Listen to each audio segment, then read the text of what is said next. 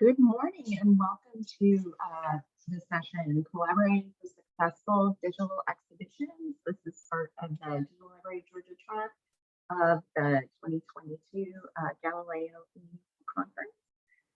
Before we get started with our speakers, I would just want to cover a couple of little housekeeping things. We are going to be taking questions in the Q&A and the chat, and then we will those will be moderated and then asked after both sets of presentations are complete. It gives me great pleasure to introduce our speakers today. Whit and Kayla Staubitz are going to be talking about their experiences building the digital exhibition Columbus, Georgia, Hear Us Talking, which was part of the GPLS DigX cohort of 2021 and 2022. Whit has a BS in Special Education for Columbus State University, a master's in Instructional Technology from the New York Institute of Technology, and a master's in Library Science from Valdosta State University. They have worked for the Chattahoochee Valley Libraries for 7 years, where they currently work as a librarian in the Adult Services Department. Their favorite part of their job is historical preservation through community outreach. In the past, they have served on local nonprofit organizations focusing on serving marginalized communities, and as a community member on the President's Programming Committee for the American Library Association's Gay, Lesbian, Bisexual, and Transgender Roundtable. Whit served as the project manager of the Chattahoochee Valley Libraries team that was part of the GPLS DigX cohort in 2022. And joining Whit will be Kayla Staubitz, and she has a BA in Art History and a certificate in International Studies from Columbus State University. She has worked for Chattahoochee Valley Libraries for 5 years, where she currently works as a library associate in the Adult Services Department. She enjoys adult programming and research, but her true passion lies in community outreach. With the COVID-19 pandemic, the focus was shifted to digital services, which offered pathways to new and exciting ways to engage the public. Kayla served as a lead researcher as part of CVL's team that was part of the 2022 DigX cohort. After Whit and Kayla's talk, we'll be hearing from Geoffrey Hetherington, and he'll be talking about the way that the Archdiocese of Atlanta used ArcGIS to highlight the contextual relationships between the diocese churches and schools, geography and history. And they so I'm looking forward to hearing from him. And just here's a little bio from Jeff. Jeff has been the archivist and records analyst at the Roman Catholic Archdiocese of Atlanta for 4 years. Born and raised in and around Atlanta, he has a BA in history from Oglethorpe University and a master's in heritage preservation and public history from Georgia State University. And his career thus far has been primarily working in corporate archives, supplemented by a particular passion for local history. So Whit and Kayla, take it away. Hello, everybody. I'm so excited to be able to share our triumphs and troubles that we've had throughout the digital exhibition cohort through Georgia Public Library System. Again, my name is Whit. I go by pronouns they, them, and I was the project lead for Chattahoochee Valley Libraries DigX team. I focus mostly on project management and the techie side. I kind of want to take some time to acknowledge our whole team. 2 people could not be here today. Damian Battle goes by he, him pronouns, and you'll see him on the left. He is our tech wizard. He did a lot of HTML and CSS, and he and I work together really closely on pretty much everything that you actually see that isn't content. So now I'm going to hand it to you, Kayla. Hi, everybody. I'm Kayla Staubitz. I go by she, her pronouns. And I would just like to introduce myself and Blythe Mosley, who could not be here. She also goes by she, her pronouns. So while we were doing this project, I was a full-time library assistant Blythe, a part-time library assistant, and together we did all the research and writing for the project. I originally was not part of the team. I was added after the application process because they realized all that research and writing could not be done by one part-timer who also has to work a service desk. So I was very excited to join. Blythe and I worked together to do like academic level research, create citations, create a flow of the writing. So when forming this team, we wanted to make sure that we kept in the very forefront of our minds that the topic that we were talking about is very sensitive.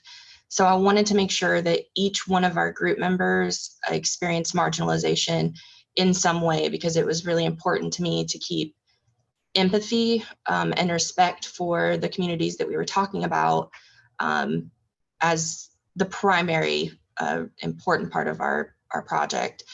So, each one of us has experienced it, and because of that, we don't necessarily represent the communities that we're talking about, but it was really important to me that the committee was as diverse as possible. So the application process consisted of me, Blythe, and Damien. The first thing we did was really get to know our items at the Digital Library of Georgia. I can't stress that enough. We went through every single item, looked at, grouped them together similarly and dissimilarly to see if, what story could we possibly tell with these items. From the start, we had certain goals. None of these we wavered on at all. We wanted to make sure that external stakeholders were part of the process from as soon as we chose our theme. We wanted to make sure that the exhibit itself was interactive, but also that, until the internet doesn't exist anymore, that it was an ongoing project, that forever it was being developed and added to and changed. To do that, we made sure that we looked at other exhibits, both with the use of the OmakeIt platform. That link right there, you'll get later on. It'll be sent to you. It is active. That is a link to the OmakeIt directory, and it'll list published exhibitions or different kind of ways people use the OmakeIt platform.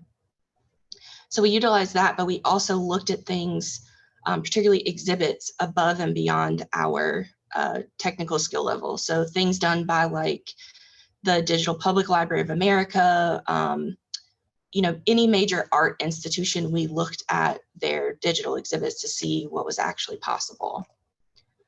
So when creating our detailed outline, we looked at even more in-depthly at the items. So we looked at the data, we found their historical significance. We started to realize at this point that the story that these items were going to tell had been told so many different times before. And I did not want to tell the same story again. I wanted something different that our community hadn't heard. So we wanted to make sure that our community was involved. Those were those stakeholders I mentioned before. So I went to our local historical societies, genealogy, local history, anybody that came to our programs, everything. I got everyone involved. I asked opinions like, what would you like to hear about our local history, etc. The community advisors are the number one thing that we found most useful resource. So if you came into one of my programs or I saw you on a regular basis in our library, I looked at you and I said, this is what we want to do. Would you be interested in helping with this, giving us your opinion? So some of them, were not interested. They, everybody's busy, everybody's looking for jobs, etc. But a lot of them showed a lot of interest and took it upon themselves to show ownership already, which I was extremely thrilled about. We wanted to use this project to inspire a community to not only be involved with our exhibit, but also our collection. And that got me really excited, and I'm a big dreamer. And I had to start grounding myself, which is when Kayla started as part of the project. She's very realistic, so I'm going to hand it over to her to talk about how we grounded ourselves with our goals. Okay, as Whit said, I'm very realistic, but I love working with dreamers. because they can lift me up a little bit. So when you're setting your goals for a project like this, of course, be a dreamer, have big aspirations, look at everything that you could possibly do and say, I want to learn that. So you have your must-haves, and then you have your wish list of things that you say, if there is time for this, I want to learn it. But we had to be realistic because everybody on this project is also frontline public service staff. So, we were doing this in addition to running the genealogy desk, running the adult services reference desk, helping people on the computers, getting into study rooms, doing other projects, book orders, what have you. So we just had to say, what can we do and what do we have time for? So to do that, we looked at, like Whit said, all these other projects and made a list of design elements that they had that we were really interested in. And we said, yes, we can totally do X, Y, and Z. If we have time, we'll learn how to do, 1, 2, and 3 over here. And we did have time to learn a lot of new things that made our project really unique, I think. So then we decided, okay, we're going to develop the story. So we literally took and printed out items from the from the Digital Library of Georgia that were in our holdings, and we put them on a big table and we started grouping them together and said, these things are similar. This means nothing. Like, I can't work this in. And we created a narrative, and we made sure that every part of the narrative had essential content. So I would just say, when you're doing this, just don't look at it and say, this looks cool, I would love to talk about it. Make sure it's important to your community, because everything that we talked about, we made sure we could tie back into the community and they would be interested in it. So for us, the logical flow that we created was a story. For you, it might be organizing your things by location or chronologically. Even after we developed our story, we still had a couple gaps that we felt like we needed to fill in. And we did that by going downtown, Whit and I, and taking pictures of downtown Columbus historic structures and historic places. And so we would say, okay, we want to talk about literally a page is downtown Columbus. We'd say, okay, we're also going to include these historic churches, or we're also going to include these businesses. And that was also really great because since we took the pictures, we own them. So we didn't have copyright problems with that. So once we kind of got together what we wanted to do, I very quickly realized that this project was different than any other one I had led before. Previous projects, everybody, a team of 10 would all be working on the same task, getting done with that one task and moving on to the next task. But this one we had to split up differently, or we would never have met our deadlines. Everybody was assigned different tasks, and I had to make sure that they got done when they were supposed to get done. So we utilized Office 365 Teams to make sure that everything, was organized and kept clean. So as you can see with that picture, we had not a priority, due dates and trainings, and then completed. So all of those kind of organized the information. For not a priority, those due dates were extremely flexible. All of us were public service staff, so sometimes, someone would get sick. It was during COVID, and we would have no time to work on this project for a week. So those things, the not a priority, those dates were very flexible. The priority, those dates were not flexible. They had a little bit of wiggle room. If somebody was having trouble with it, we learned to communicate a little better and say, I'm not going to have that done on time. I need help. And that's a lot of the things that I picked up the slack a little bit when, somebody was sick and couldn't get their project, part of the project done. I would help do that, and everyone else would too. We all pitched in. And then those due dates and trainings, those were due dates to both my direct supervisor, branch manager, but also Angela Stanley from the Digital Library of Georgia and our advisory committee with the DigX project. And I'm no one's supervisor, so when we did this, my supervisor requested that I keep track of what everyone did for their evaluations, which it was really great for multiple reasons, but that specific reason, I love that everybody gets credit for exactly what they did. So now we know what skills, Kayla learned, and we can use that on future projects.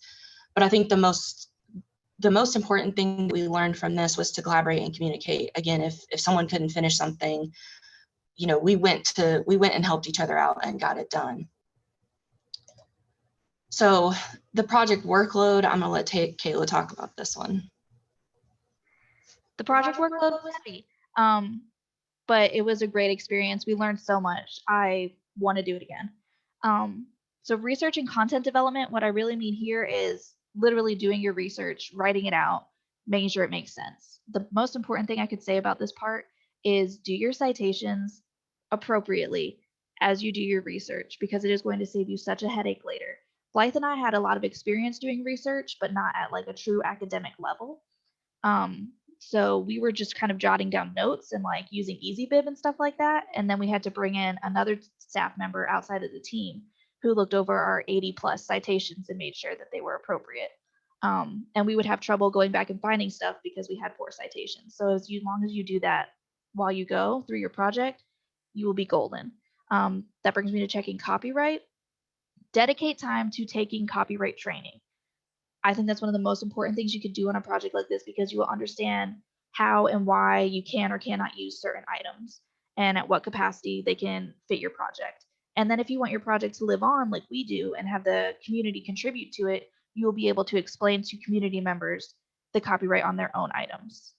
Managing content, this was its own thing where we were talking about, okay, we have 2 voices, but we need to make them sound like one. How are we going to write so that we sound like the same person? Does it make sense? Is it sensitive? Who are we writing for? Are you writing for graduate level academics? Are you writing for 4th graders? Are you writing for the general public? You need to write for your audience. And all the whole time you need to remember that this is for your community. So you need to write in a way that they will understand and that they will relate to. And so we had our community advisory board, which was so great. We had, like Whit said, individuals who came into the library all the time who had connections to people or places on the project. We had historical societies, or like the Genealogical Society of Columbus, and they would look at it and tell us what they liked, what they didn't like, if there were holes, what we should talk about, getting us connections to other people and other places. And that gave us lifelong, career-long connections with people. And it made sure that our community really was invested in this project. And I'm going to let Whit talk about the local stakeholders and the admin. I think if anything gave me irrational anxiety, it was consulting local stakeholders and our admin. I have done several projects before, but I had never, I love our director, Alan Harkness. He's obviously very good at his job, but I had never had to directly present something to him and have him okay it before. And I was really nervous about it, and it's hard to make me nervous. He loved it and it was fine. And I wish I could have sat down with myself and said, you're going to be fine. He's going to love it. But I think a lot of things were nitpicked the week before I had to talk to him about it and present it to him. But my number one concern was that our community liked it. And I knew that Alan also had that our director had that number one concern. We wanted our community to be proud of it.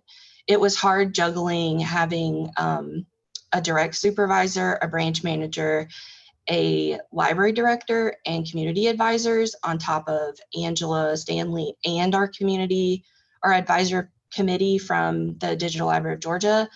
It was a lot of people to answer to, and I had a lot of notes of what am I willing to compromise on, and what was I willing to stand my ground. And I think a lesson learned, accessibility is one of the things that is most important to me about accessing this exhibit. And a couple of people wanted us to change things that would, make it not as accessible as it was. And I didn't care if it looked, prettier, as long as people could actually use it. So I did not, you have to pick your battles. So this is kind of how I balanced it. To me, that community interest and ownership of it was, my primary concern. But these are all the people that we had to answer to, because we are frontline staff. We had overhead to go through and get approval from. I was always ready for, and still am, for content challenges. I don't think that we'll have any. I hope that we don't. But if we do, I'm ready to say, this is important for us, our community, and, some of the things that are in our exhibit impacted the United States voting system as a whole. And I'm ready to stand up to that challenge if it so happens. And I'm going to let Kayla do this one. Okay, so we had a lot of difficulties in this project. This was something new for us that nobody on the team had ever done before, which is why we had such a diverse team. Also, we weren't diverse just in who we were as individuals, but in our skill set. So when you're building your team, make sure that you understand everybody's strengths and weaknesses. So one of our difficulties, our biggest difficulty, was probably the Omeka S platform. It is a wonderful tool, and I don't want to say you shouldn't use it. That's not what I mean, but it is very unique. So even if you have web design skills like Whit and Damien do, you still have to learn how to make your skills mesh with the Omeka S platform and make it work together to make something that looks presentable. Then there was the organization of research. Teams was a really big help in this. Most of us had not used Teams before. I know a lot of other places do. But having the folders and having the goals where we could comment and say, I'm halfway through doing this. This is a folder I just started, was really great. But we still could have improved because there were a lot of times where maybe Blythe started working on something and created a folder for it or created a document and I didn't know. And they were off for 3 days. And in that 3 days, I started the same type of work. And we were just doing double the work for no reason. So we could have verbally communicated better, which brings me to personal growth. We all grew a lot as library employees on this, and we all came in, thinking that we were really great communicators and we worked really well as a team. And we did, and we do, but we learned that we could definitely do it better. We're all definitely very passive people who don't want to criticize others. And Whit had to say, tell me if it's bad. I want to know. Tell me how to make it better. And, as the project went on, we learned how to give and take constructive criticism better and let each other know how things were going, what we needed help on. And we learned a lot of new skills. Like we learned about the Omeka S platform, citations, copyright, all that good stuff. And that is stuff that we can use and resources that we now have access to and understand how to use. We can share that with our patrons. We can share that with other library staff, and we can do future projects for our system.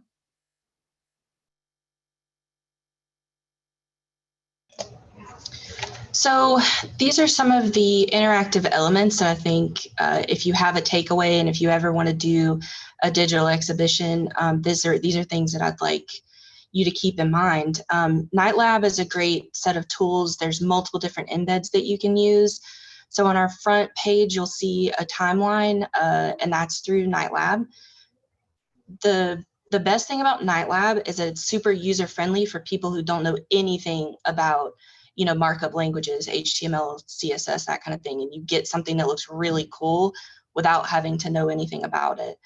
Juxtapose allowed us to take historical pictures and turn those into what our community sees today. So it's like a before and after picture slider.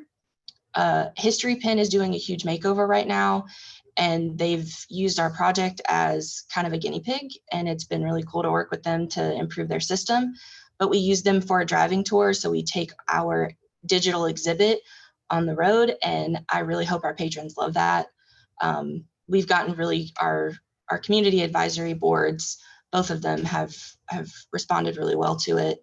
And then we also use Canva to create really high quality images just to visually appeal and keep people interested.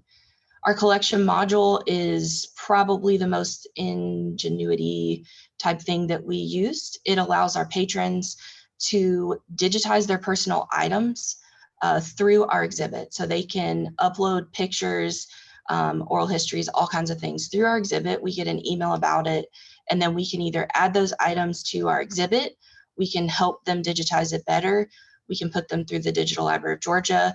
But the best thing is that the questions that they answer when they fill out that collection module helps us determine the copyright. And I'm really proud of that. I struggled with it a lot, and it came out really great. So I hope that you look at that and ask any questions that you may have about that.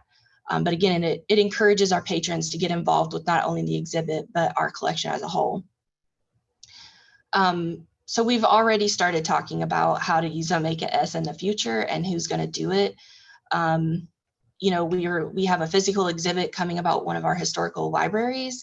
We're already talking about the possibility of using it for that, or digitizing our vertical files and having like a mini catalog where our public can use those items online and see them and manipulate them. So we're really excited about the future uses of Omeka already. So I think just closing statements: know your collection at the DLG and know your staff. Pick people that not only work well together, but that can criticize each other constructively. If you have an opportunity to learn new skills, take it. I was terrified at first. I did not know what we got into, but I can't express how much we've learned and grown as professionals and personally through this project. Community input and support is number one over everything. Everything's number one, but this is number one. And then just consider how this project can lend itself, or any digital exhibition can lend itself to building skills in your employees and yourself, and how you can use that for future endeavors. Here are some links, and you'll get this from after the presentations. Make sure to check out our exhibit. Feel free to email me or Kayla with any questions that you have. We'd love to have your feedback on it. It just got released June 1. So there's a link to AmakeS, the platform we used, the night lab tools we used, the history pin, and our driving tour. And here is Kayla and I's contact information. Again, we are so excited to be able to share this with y'all today. Please feel free to reach out to me. I love talking to other librarians or just library employees in general. Thank you.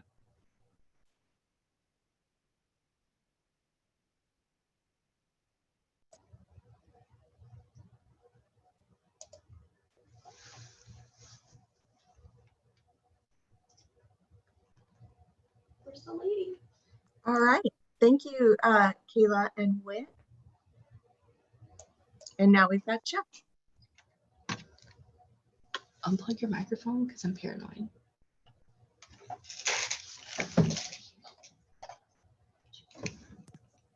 All right, everyone.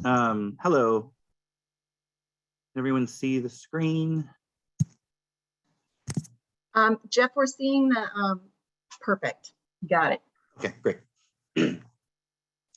Okay. I'm Jeff Hetherington, as mentioned, archivist and records analyst at the Archdiocese of Atlanta.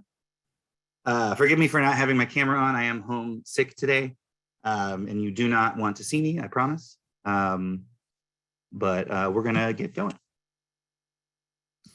So first, I thought it would be good to give you a brief history of the Archdiocese of Atlanta, just as an overview.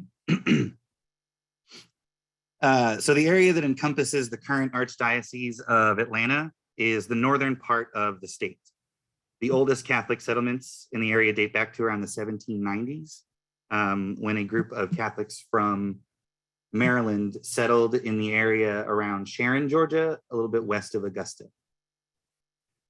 Atlanta itself didn't become its own diocese until 1956, when the state of Georgia, previously one diocese making up the whole state, split into two separate dioceses, Diocese of Atlanta and the Diocese of Savannah. You can see in the image of the newspaper to the right, courtesy of Georgia Historic Newspapers, thank you very much, the line that divides the two dioceses, which has been modified slightly over the years, but is still basically accurate to the image that you see there. And then in 1962, Atlanta was elevated to an archdiocese, which just basically moves it up a notch in regional hierarchy and jurisdiction. And it reflects the growth of Catholicism in the North Georgia area. Today, the Archdiocese of Atlanta encompasses 69 counties across North Georgia, 102 parishes and missions, 24 Catholic schools with 20 more that have closed, and about 1.2 million Catholics. It is geographically and demographically diverse, with significant Catholic immigrant populations, including Hispanic, Vietnamese, Korean, Chinese, Haitian, Polish, and more. So why a story map? Well, for one thing, we thought it would be an easy way to field general questions. We get a lot of requests for basic information, when a church was founded, when a school closed, things like that. And for those, we can just direct people to the story map and say, you know, hopefully this answers your questions. If you have further questions, then by all means, let us know. But also, a story map let us visually show the growth of the Archdiocese over time, while also highlighting the various communities linked to these physical places. And then there's also the physical structures themselves, which are often architecturally significant, but also linked to major historical events and trends. So for example, the image on the right is Immaculate Conception in downtown Atlanta.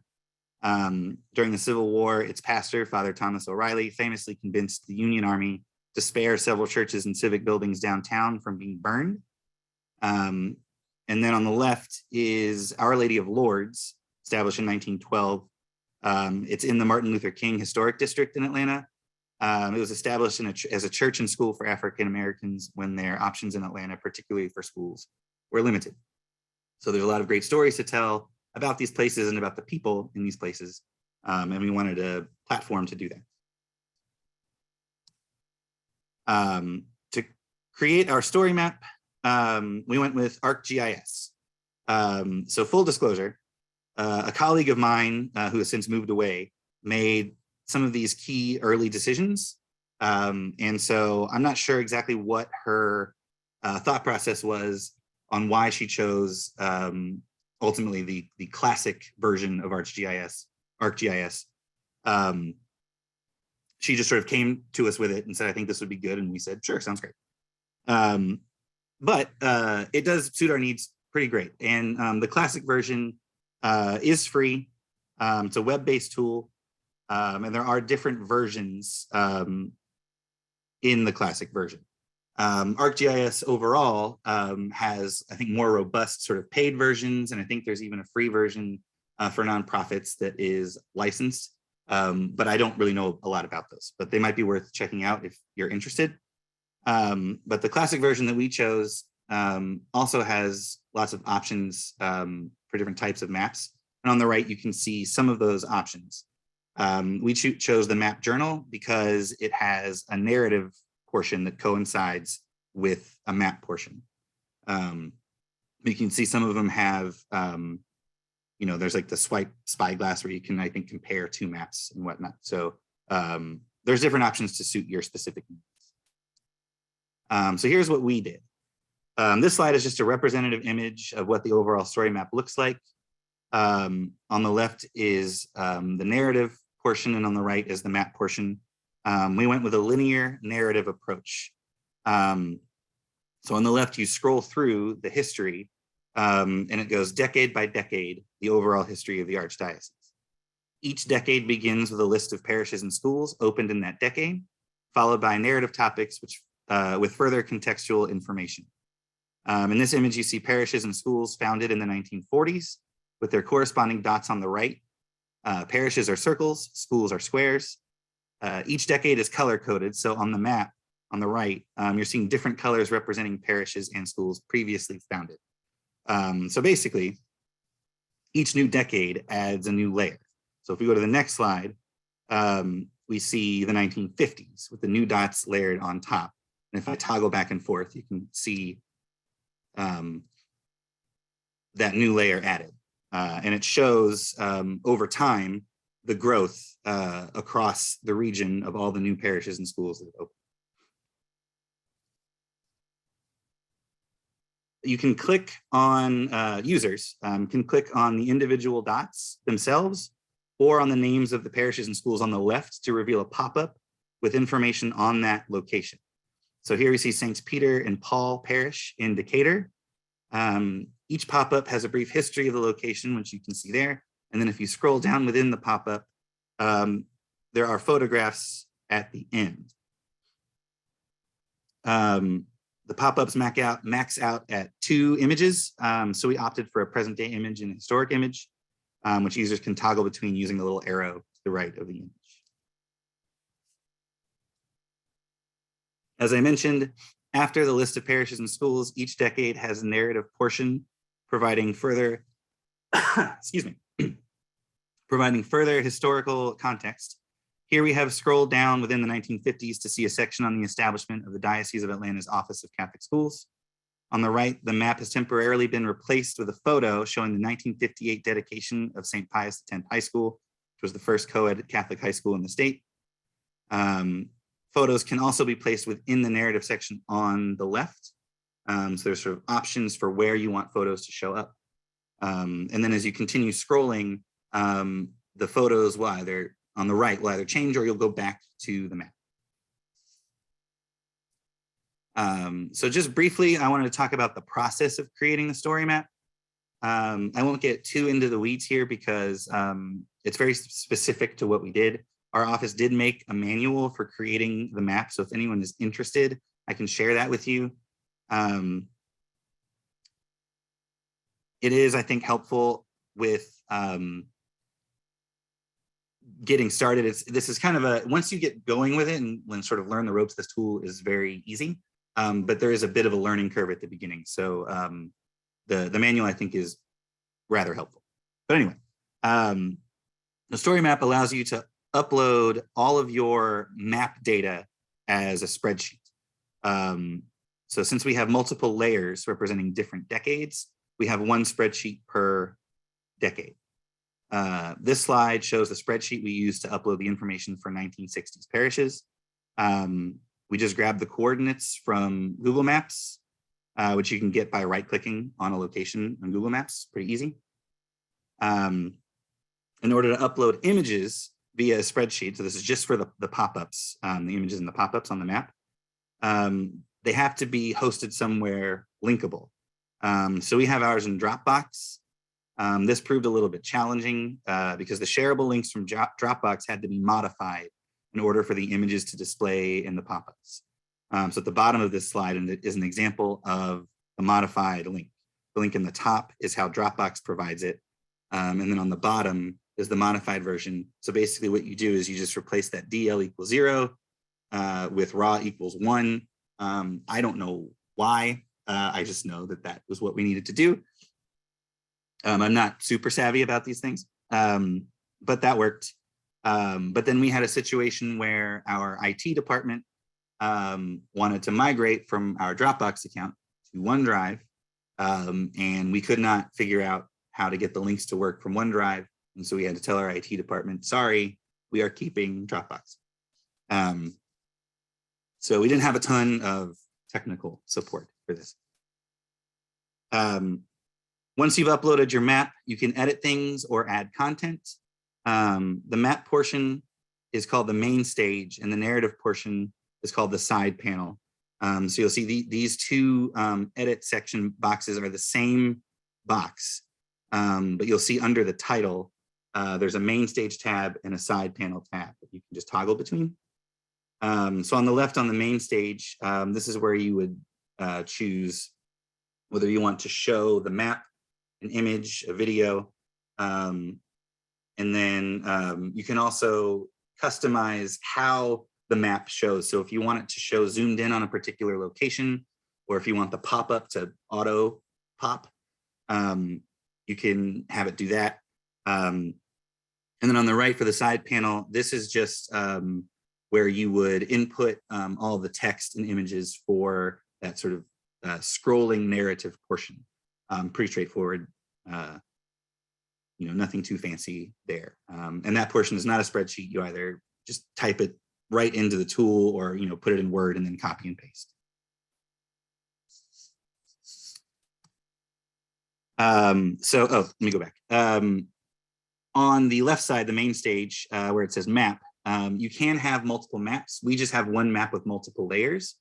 But for map, there's a little edit icon to the right of it. If you click that, that's where you can edit the actual map data. So the stuff that you put in a spreadsheet, you can edit and update manually through the tool. So on the left is all the different layers you can see, school data by decade, and then keep scrolling down, you can see parish data. And you can also edit the pop-ups themselves. So if you click on one of the dots and edit, you can, like if you have a typo, or if you want to change one of the images, you don't have to redo the whole spreadsheet. You can just come in here and update each pop-up's content this way. And on the left, you can see where you would choose what shape and color for each dot on the map. All right, and I'm going to take the rest of the time to hopefully show you what the actual map looks like. Hold on.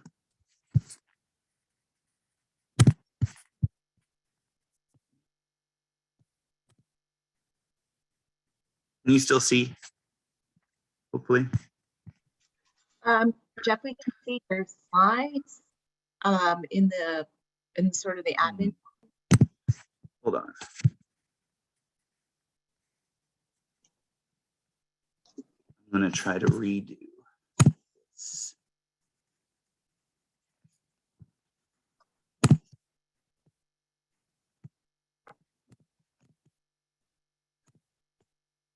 Sorry, you can probably hear my silly laptop clicking. Here we go. Can you see the map, the story map? Looks great. All right, thank you. Okay, so here is what it looks like kind of in real time. So when you navigate to the map as a user, here it is, and you see on the right, this is all of the parishes and missions. Immediately, you can just start clicking around and seeing pop-ups on all the parishes and missions and schools. You can zoom in and out if you, whoops, too far. If you want to, go to an area that's a little bit more dense and, check that out. Or you can start scrolling on the left, and the map on the right will kind of change as you go. So we started with a brief overview, and then we have like a little video that kind of shows what it looks like, as it moves through the decades. Kind of cool. And instructions. So since there's a lot of, places you can go and things to click on, we didn't want to give people sort of an idea of what to expect from this. But then you get through all that, and then you go decade by decade. So we begin in the 1790s with the purification of the Blessed Virgin Mary in Sharon, Georgia. And you can click on the link there or on the dot itself. And then some of these, especially early churches, are pretty significant historically. So we wanted to be able to tell kind of further stories. So you can get their story from the pop-up, but then for some of them, we have a more kind of robust narrative there. And so you keep going and you see things changing. I'm not gonna spend too much time on all this. Here's Immaculate Conception I mentioned before.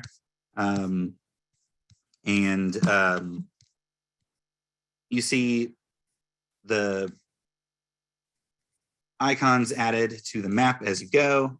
And then the only other things I will show you, I know we're kind of short on time, is, let me see. So down to the 60s, in the first Archdiocesan Synod, which is a mouthful. A synod, I'm not Catholic, so I didn't know what a synod was when I joined. I was like, what's a synod? It's just a big meeting. And this particular meeting was very important.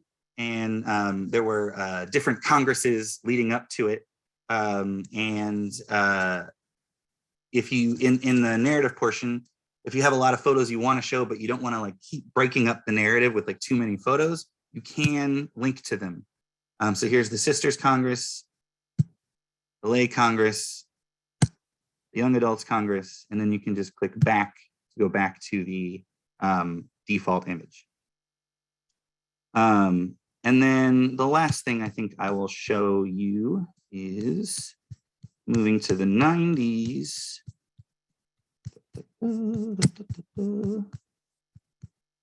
Lots of scrolling. The Eucharistic Congress here, which the 25th is this weekend for anyone interested.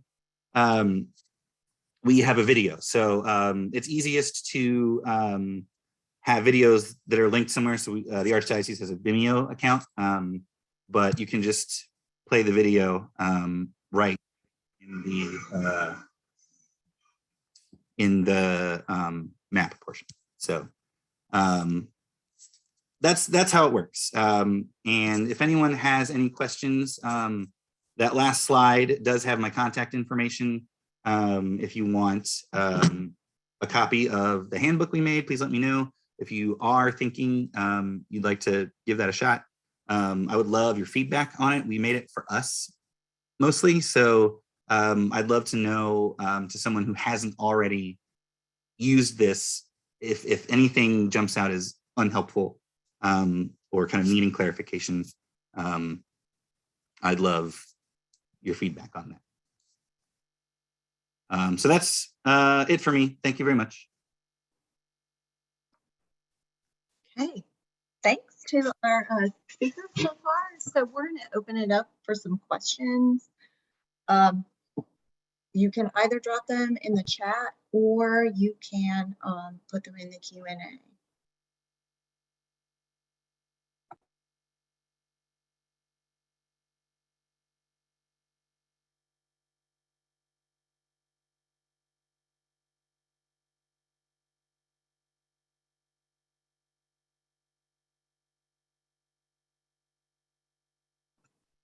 So while we're waiting for other questions, I have one for each of the teams. Can you talk about what you felt like was the biggest challenge technology-wise for each of your projects, especially because I assume you're in a situation where you had some IT support, but not sort of huge amounts of development assistance.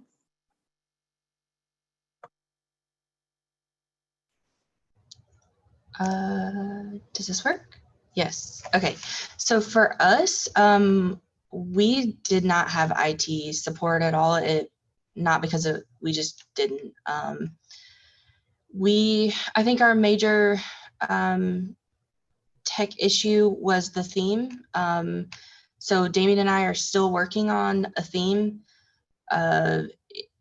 It proved to be extremely difficult. We both have built websites from the ground up, but the ArcGIS system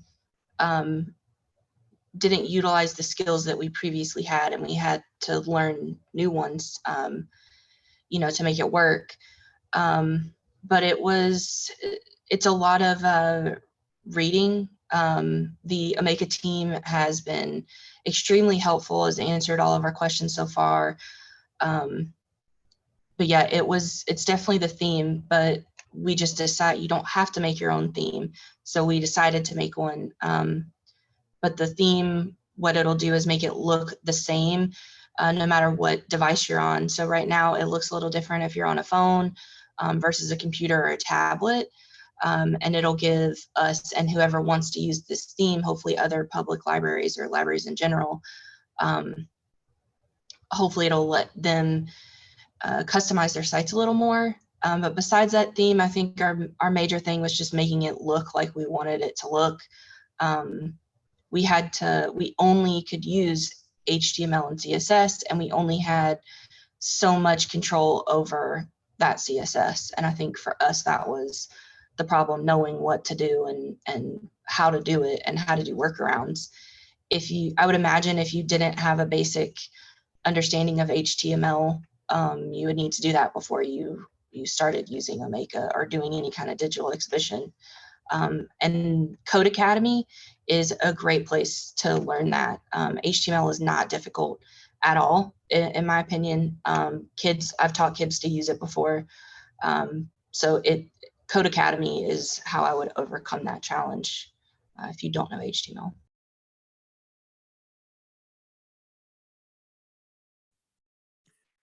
And I'll just say, we also did not have much IT support. Our IT department, I'm not trying to throw them under the bus, but they support all of the 100+ parishes, missions, and then the 20+ schools.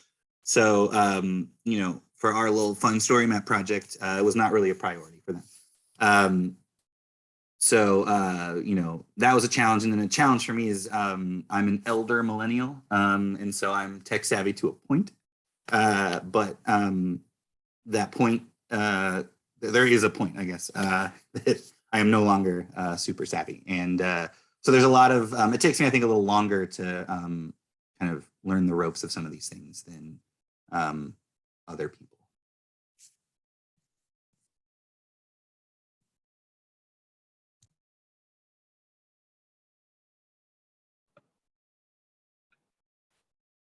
please feel free to comment or add questions to the Q&A. I know some folks had asked for Jeff's email address, and he's dropped that into the chat if you need it.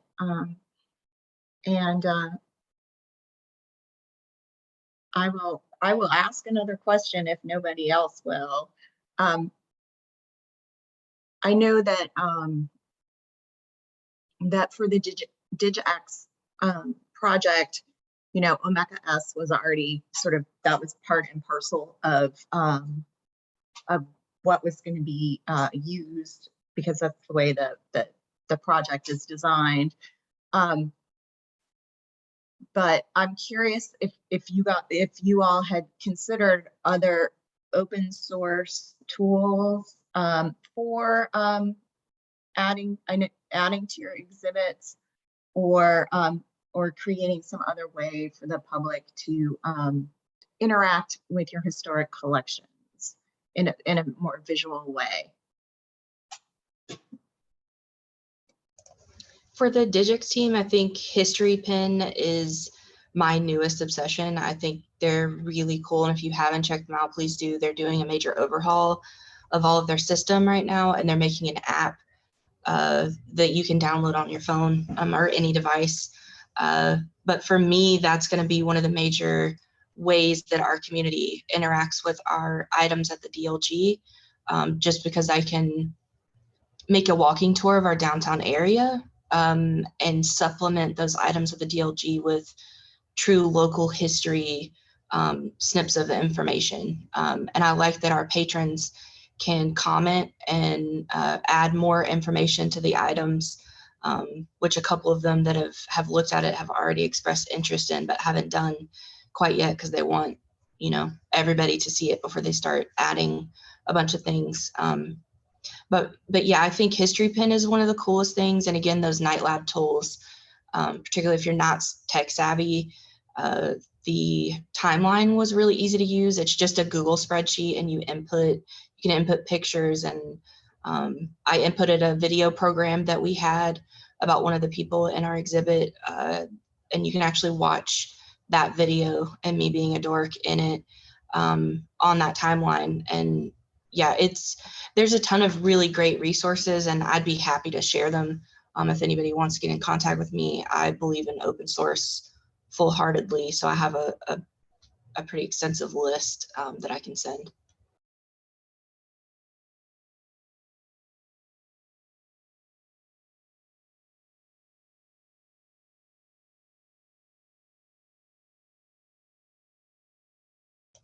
Also, and then I'm going to be done. The accessibility aspect of our exhibit, I spent probably 2 weeks working on it, and there's a lot of open source things built by people with disabilities for people with disabilities that will walk you through everything of how to make your digital exhibit both on Omeka S and outside of that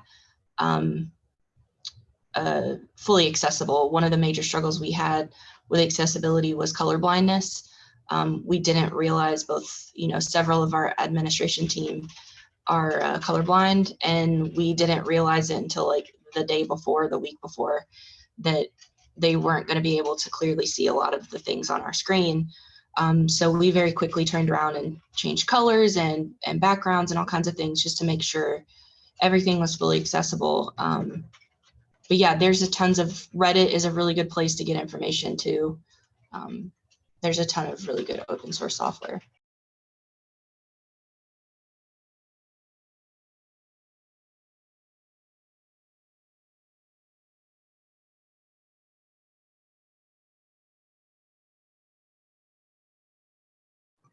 And Kayla just commented in the chat with both their email addresses in case you have questions or are interested in any of those resources. So please feel free to reach out to them. I would have loved to have been able to show out more of our exhibit, but it's designed to be about an hour to go through, so it just wasn't logical, but we included a bunch of links towards the end of the embeds that we used, but also a link to our exhibit, and you'll be able to see a lot of the open source items that we use to kind of beef up ArcGIS.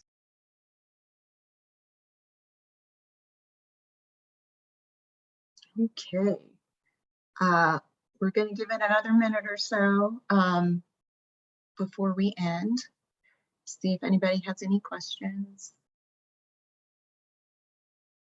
So going once, going twice. Well, last chance. All right. I want to thank our speakers for their great presentations, and I'm really excited to see the ways that that they've been using open source tools, and you know, in a situation where they have some limited IT, which more of us have than one would think. And I want to thank them for their great work. So we will be posting these talks afterwards, and along with the captioning. So thank you both. Thank you all. Have a wonderful day. Thanks, everyone.